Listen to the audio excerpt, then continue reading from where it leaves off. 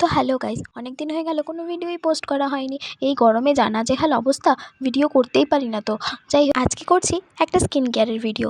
আমার ফেসে মেকআপ রয়েছে, তাই জন্য ইউজ করে নিচ্ছি জুডিওর একটা মেকআপ রিমুভার ওয়াইপস। ভালো করে ওয়াইপসটা দিয়ে মেকআপটা তুলে নিয়েছি দেখো। তারপরে আমি ইউজ করব সিটাফিলের একটা ফেস ওয়াশ।